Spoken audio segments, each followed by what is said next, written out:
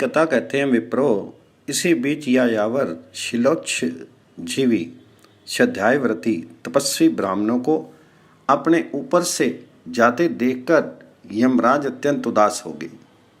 ब्राह्मणों, इतने में ही वहां विमान पर सवार होकर अपने पतिदेव के साथ एक परम तेजस्विनी पतिव्रता स्त्री आ गई।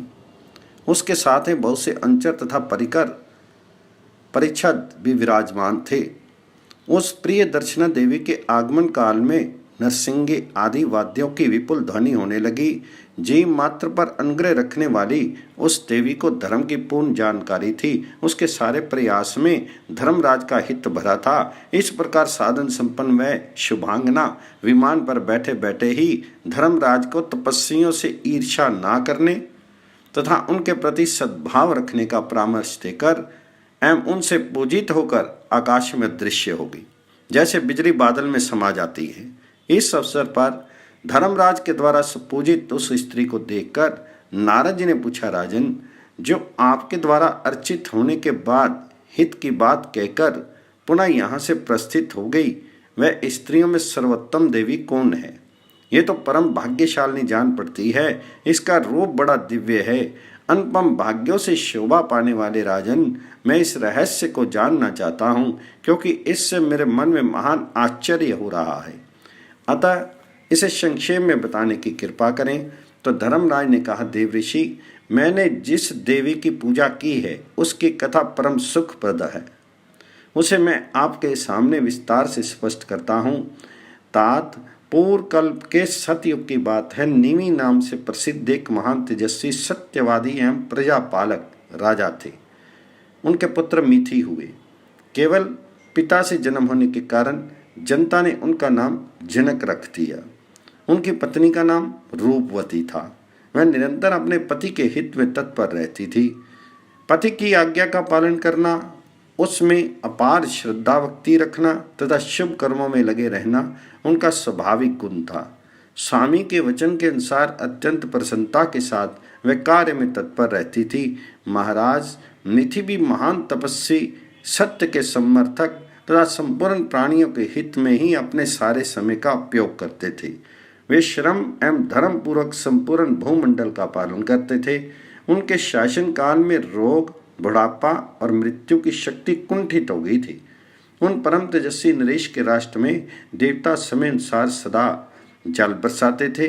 उनके राज्य में कोई भी ऐसा व्यक्ति दृष्टिगोचर नहीं होता था जो दुखी, मरणासन या व्याधियों से ग्रस्त अथवा दरिद्रता से पीड़ित हो। वे परिवार बहुत समय व्यतीत हो जाने के पश्चात एक दिन उनकी रानी ने उनसे नम्रता से भरी वाणी में कहा, राजन, हमारी सारी संपत्ति भृत्यों, ब्राह्मणों और परिजनों के प्रबंध में शनै शनै समाप्त हो गई। अब आपके कोष में कुछ भी अवशेष नहीं है। अधिक क्या, इस समय अपने भोजन की भी कोई व्यवस्था नहीं है। हमारे पास अब कोई गौधन, कपड़े लत्ते या बर्तन भी नहीं बचे हैं। राजन, इस समय मेरे लिए जो उचित कर्तव्य हो वो बताने की कृपा कीजिए। मैं आपकी आज्ञाकारिणी दासी हूँ।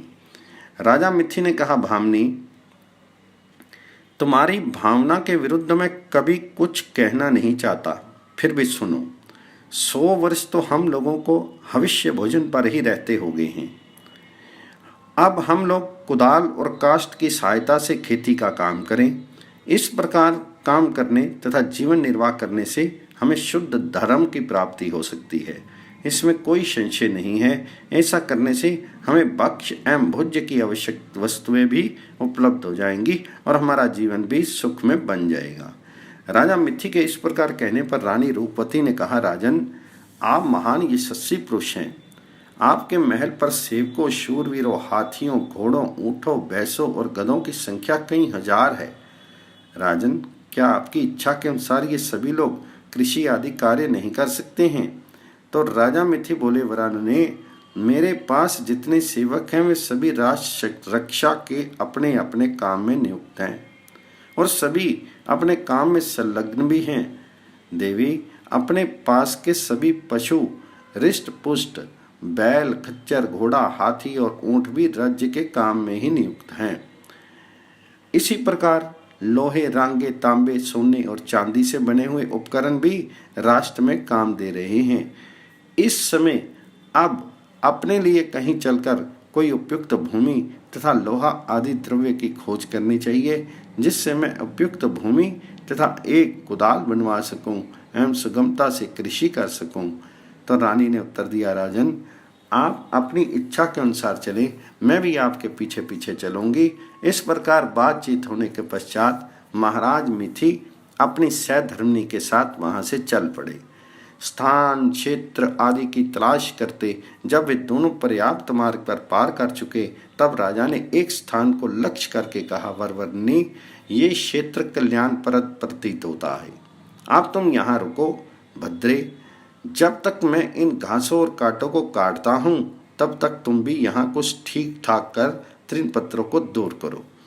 तपोधन राजा मिथि के इस प्रकार कहने पर रानी हंसती हुई मधुर वाणी में कहने लगी, प्रभु, ये केवल वृक्ष और सुनहरे रंग वाली लताएं तो दिखाई पड़ती हैं, किंतु पास में किंचन मात्र भी जल का दर्शन नहीं होता। यहाँ खेती का काम करने पर तो हृदय में चिंता ही बनी रहेगी। फिर खेती का काम हम लोग कैसे कर सकेंगे? यहाँ ये वेगवती नदी भी बहती है, ये वृक्ष हैं और यहाँ की भूमि भी कंकर वाली है। ऐसे स्थान में खेती का काम करने पर हम लोगों को कैसे सफलता मिल सकेगी? रानी की बात सुनकर राजा मिथि ने मधुर वचनों में कहा, प्रिय, पहले के ही समान यहाँ भी संपत्ति का संग्रह हो सकता है। बहुत सन्निकट पास में ही पानी की व्यवस्था हो सकती है और 4 मनुष्यों के आ जाने पर यहाँ किंचन मात्र भी असुविधा नहीं रहेगी। महादेवी, देखो, ये घर है, यहाँ किसी प्रकार की बाधा नहीं आ सकती है। इतना कहने के उपरांत राजा अपनी पत्नी के साथ उस क्षेत्र का शोधन करने लगे। इधर सूर्य जब आकाश के मध्य भाग में चले गए और उनका उग्रताप फैल गया, तब रानी सहसा प्यास से व्याकुल हो गई। उन तपस्विनियों ने को भूख भी सताने लगी। उनके पैर के कोमल तलवे तांबे के समान लाल हो गए।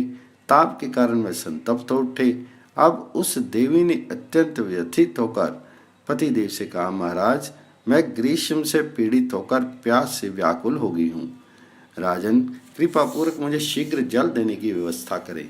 उस समय देवी रूपवती दुख से अत्यंत संतप्त होने के कारण अपनी शुद्ध बुद्ध खो चुकी थी, अतः पृथ्वी पर पड़ गई। उसी अवस्था में उसके नेत्र सूर्य पर पड़ गए। गिरते समय उसके मन में क्रोध का भाव भी आ गया था और उसकी दृष्टि स्वयं सूर्य पर पड़ गई थी। फिर तो आकाश में रहते हुए भी भगवान भास्कर भय से कांप उठे। उन महान तेजस्वी देव को आकाश छोड़कर धरातल आ जाने के लिए विवश होना पड़ा। इस प्रकृति विरुद्ध बात को देखकर राजा जनक ने कहा, तेजस्विन, आप आकाश मंडल का त्याग करके यहाँ कैसे पधारे हैं? आप परम तेजस्वी देवता हैं। सभी व्यक्तियों के द्वारा आपका अभिवादन होता है। मैं आपका क्या स्वागत करूं? राजा मिथि से सूर्य ने विनय पूर्वक कहा, राजन, ये प्रतिव्रता मुझ पर अत्यंत क्रुद्ध हो गई थी, अतः मैं आकाश से आपकी आज्ञा के पालनार्थ यहाँ आया हूँ। इस समय भूमंडल में, स्वर्ग में अथवा तीनों लोकों में इसके समान कोई भी ऐसी पतिव्रता स्त्री दृष्टिगोचर नहीं होती है। इसमें असीम शक्ति है। इसके तप, धैर्य, निष्ठा एवं पराक्रम एक से एक आश्चर्यकर है। इसके अन्य गुण भी प्रशंसनीय हैं। महाभाग, इसका चित्त भी गुण भी प्रशंसनीय है।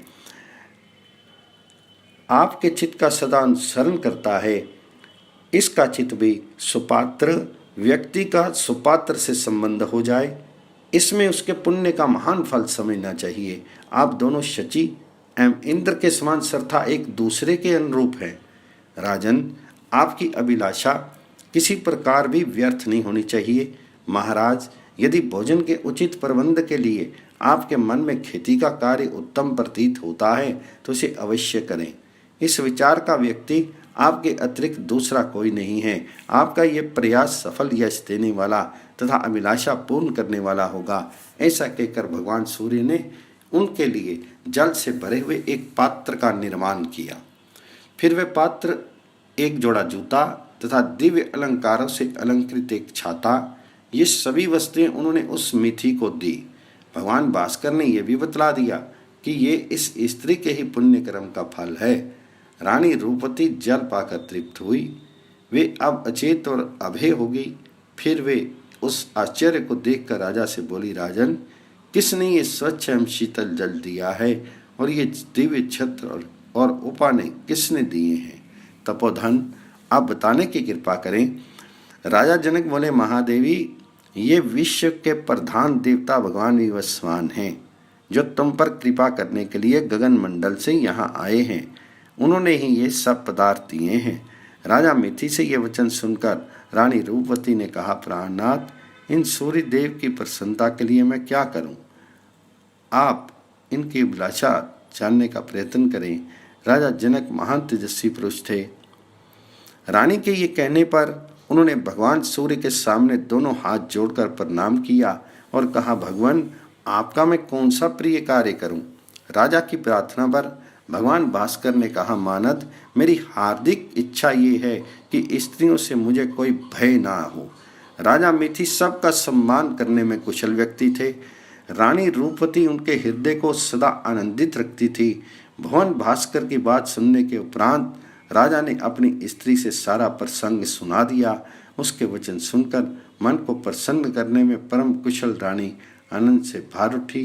अतः उस देवी ने अपना उद्गार प्रकट किया, देव, अपनी तीव्र किरणों से रक्षा के लिए आपने छाती का दान किया, साथ ही एक दिव्य जलपात्र भी दिया। ये दोनों जूते पैरों को कुशल रखने के लिए दान दिए हैं। ये सभी परम आवश्यक वस्तुएं हैं। अतः महाभाग, आपने जैसा वर मांगा है वैसा ही होगा। आपको स्त्रियों से किसी प्रकार का भय नहीं करना चाहिए। अपनी इच्छा के अनुसार कार्य करने में आप स्वतंत्र हैं। यमराज ने कहा, विप्र, यही इस स्त्री की कथा है और तब से इस प्रकार की पतिव्रताओं का मैं पूजन तथा नमन करता हूँ। नारद जी बोले, धर्मराज, मैं जानना चाहता हूँ कि तपोधना स्त्रियां किस कर्म अथवा तप से सर्वोत्तम गति पाने की अधिकारी बन सकती हैं। आप मुझे ये बताने की कृपा करें। तो यमराज ने उत्तर दिया, उत्तम सुव्रत द्विजवर, वैसी स्थिति प्राप्त करने के लिए नियम और तप कोई भी उपयोगी साधन नहीं है। उपवास, दान अथवा देव अर्चन भी यथेष्ट गति प्रदान करने में असमर्थ हैं। ये स्थिति जिस प्रकार से सुलभ हो सकती है वह संक्षेप में बताता हूँ, सुनो। जो स्त्री अपने पति के सो जाने पर सोती है, उसके जगने के पूर्व ही स्वयं निद्रा त्याग देती है तथा पति के भोजन कर लेने पर भोजन करती है, उसकी मृत्यु पर विजय हो जाती है। ये सत्य है। द्विजवर, जो स्त्री पति के मौन होने पर मौन रहती है और उसके आसन ग्रहण करने पर स्वयं भी बैठ जाती है, वह मृत्यु को परास्त कर सकती है। जिसकी दृष्टि एकमात्र पति पर ही पड़ती है, जिसका मन सदा पति में ही लगा रहता है तथा जो स्वामी की आज्ञा का निरंतर पालन करने में तत्पर रहती है, उस पतिव्रता से हम सब लोग तथा अन्य सभी भय मानते हैं। जो स्वामी के वचनों पर श्रद्धा रखती है और कभी भी आज्ञा का उल्लंघन नहीं करती, उस साध्वी की संसार में परम शोभा होती है। देवता लोग भी उसका सम्मान करते हैं। द्विजवर, जो प्रत्यक्ष अथवा परोक्ष में भी किसी अन्य पुरुष का ध्यान नहीं करती, उसे पतिव्रता कहते हैं। ऐसी स्त्री को मृत्यु का भय नहीं रहता। जो सदा स्वामी के हित साधन में संलग्न रहती है, वे अभय रहती है। ब्रह्मनंदन, जो पतिव्रता पति की आज्ञा का सदा अनुसरण करती है, वह मृत्यु के द्वारा जीती नहीं जा सकती। यमराज ने कहा, द्विजवर, जो स्त्री पति के विषय में ये विचार करती है कि ये मेरे लिए माता पिता भाई एवं परम देवता है, सदा पति के शुश्रूषा में संलग्न रहती है, उस पर मेरा कोई शासन सफल नहीं होता। स्वामी के ध्यान और उनके अनुसरण अनुगमन के अतिरिक्त जिसका एक क्षण भी व्यर्थ चिंतन में नहीं नष्ट नहीं होता, वह परम साध्वी है। मैं उसके सामने हाथ जोड़ता हूँ। जो स्वामी के विचार के बाद अपना अनुकूल विचार प्रकट करती है, उस पतिव्रता को मृत्यु का आभास नहीं देखना पड़ता। नृत्य, गीत और वाद्य ये प्रायः सभी देखने एवं सुनने के विषय हैं, किंतु जिस स्त्री के नेत्र तथा कान इन पर नहीं जाते बल्कि पति की सेवा में ही निरंतर लगे रहते हैं, वे मृत्यु के दरवाजे को नहीं देखती। जो स्नान करने, स्वच्छंद बैठने तथा केश संवारने के समय मन से भी किसी दूसरे व्यक्ति का दृष्टि नहीं डालती, उसे मृत्यु का दरवाजा नहीं देखना पड़ता। पति देवता की आराधना कर रहा हो अथवा भोजन में संलग्न हो, उस समय भी जो चित्त से सदा उसी का चिंतन करती रहती है, उसे मृत्यु का द्वार नहीं देखना पड़ता। तपोधन, जो स्त्री सूर्योदय के पूर्व ही नित्य उठकर घर को बुहारने साफ करने में उद्यत रहती है, उसकी दृष्टि मृत्यु के फाटक पर नहीं पड़ती। जिसके नेत्र, शरीर और भाव सदा सुसंयत रहते हैं तथा जो अपने शुद्ध आचार एवं विचार से सदा संयुक्त रहती है, उस साध्वी स्त्री को मृत्यु का दरवाजा नहीं देखना पड़ता। जो स्वामी के मुख को देखने, उसके चित्त का अनुसरण करने तथा उसके हित में अपना समय सार्थक करने में तत्पर रहती है, उसके सामने मृत्यु का भय नहीं रहता। द्विजवर, संसार में यशस्वी मनुष्यों की ऐसी अनेक स्त्रियां हैं जो स्वर्ग में निवास करती हैं और जिनका देवता लोग भी दर्शन करते हैं। वही पतिव्रता मेरे सामने विराजमान थी। भगवान सूर्य के द्वारा पतिव्रता की ये महिमा सुनने का मुझे अवसर मिला था। विप्रवार, उन्हीं की कृपा से ये सभी गोपनीय रहस्य भरी बातें यथावत मेरे कर्म गोचर हो गई। तभी से मैं पतिव्रताओं को देखकर उनके भक्ति भाव से पूजा करता हूँ। नारद जी कहते हैं, यशस्विन, आपने भगवान सूर्य के मत के अनुसार पतिव्रता स्त्रियों के उत्तम धर्मों का रहस्यात्मक उपाख्यान कहा, जिसे मैंने बड़े ध्यान से सुना। किंतु सभी प्राणियों से संबंध कर्म फलों, सुखों दुखों के विषय में जानने की मुझे बड़ी उत्कंठा है। महातपा, मैं उसे सुनना चाहता हूँ, कृपया उसे कहें। जो मनुष्य दुख और ताप से संतप्त होकर सुख के लिए कठोर तपस्या तो करते हैं पर उनके मनोरथ पूर्ण होते नहीं दिखते, वे सब प्रकार के संसारिक प्रिय तथा अप्रिय को त्याग कर सुख के लिए अनेक व्रत एवं उपाय का आचरण करते हैं, फिर भी सफल नहीं होते हैं, किसी न किसी प्रकार विफल कर दिए जाते हैं। लोक में ये श्रुति प्रसिद्ध है कि धर्म के आचरण से कल्याण होता है, पर देखा यह जाता है कि भली भांति कठोर तप करने वाले भी क्लेश के भागी बन जाते हैं। ये क्यों? कौन इस उद्भिज, स्वेदज, अंडज और जरायुज 4 प्रकार के भूत ग्राम वाले जगत का संचालन करता है? धर्मात्मन, कौन किस द्वेष के कारण मनुष्य की बुद्धि को पाप की ओर प्रेरित करता है? वह कौन है जो इस लोक में सुख तथा अत्यंत कठोर दुख भी उत्पन्न करता है? नारद जी के इस प्रकार कहने पर महामना धर्मराज ने कहा, आपने जो ये पुण्य में प्रश्न पूछा है, मैं उसका उत्तर देता हूँ, आप उसे ध्यान देकर सुने। मुनिवर, इस संसार में ना कोई कर्ता दिखता है और ना करने की प्रेरणा देने वाला ही दृष्टिगोचर होता है। जिसमें कर्म प्रतिष्ठित है, जिसके अधीन कर्म है, जिसके नाम का कीर्तन होता है, जिससे जगत आदेशित होता है, प्रेरणा पाता है तथा जो कार्य का संपादन करता है, उसके विषय में कहता हूँ, सुनिए। ब्राह्मण, एक समय इस दिव्य सभा में बहुत से ब्रह्म ऋषि विराजमान थे। वहाँ जो विचार विमर्श हुआ और मैंने जैसा देखा सुना उसे ही कहता हूँ। मानव जिसे अपनी शक्ति से स्वयं करता है, वही उसका स्वकर्म प्रारब्ध बनकर परिणाम रूप में भोगने के लिए उसके सामने आ जाता है। चाहे वह सुकृत हो या दुष्कृत, सुख देने वाला हो या दुख देने वाला, जो संसार के तपेड़ों, दुख आदि द्वंद्वों से पीड़ित हो, उन्हें चाहिए कि अपने से अपना उद्धार करे, क्योंकि मनुष्य अपने आप ही अपना शत्रु और बंधु है। जीव अपने आप का पहले का किया हुआ कर्म ही निश्चित रूप से इस संसार में सैकड़ों योनियों में जन्म लेकर भोगता है। ये संसार सत्ता सत्य है, ऐसी धारणा बन जाने के कारण वह आवागमन में सर्वत्र भटकता है। प्राणी जो कुछ कर्म करता जाता है वह उसके लिए संचित हो जाते हैं। फिर पुरुष का पाप कर्म जैसे जैसे क्षीण होता जाता है, वैसे वैसे ही उसे शुभ वृद्धि प्राप्त होती जाती है। दोष युक्त व्यक्ति शीरधारी होकर संसार में जन्म पाता है। जगत में गिरे हुए प्राणियों के बुरे कर्म का अंत हो जाने पर शुद्ध बुद्धि या ज्ञान का प्रादुर्भाव होता है। प्राणी को पूर्व शरीर से संबंध रखने वाली शुभ अथवा अशुभ बुद्धि प्राप्त होती है। पुरुष के स्वयं उपार्जित किए हुए दुष्कृत एवं सुकृत दूसरे जन्म में अनुरूप सहायक बनते हैं। पाप का अंत होते ही क्लेश शांत हो जाता है।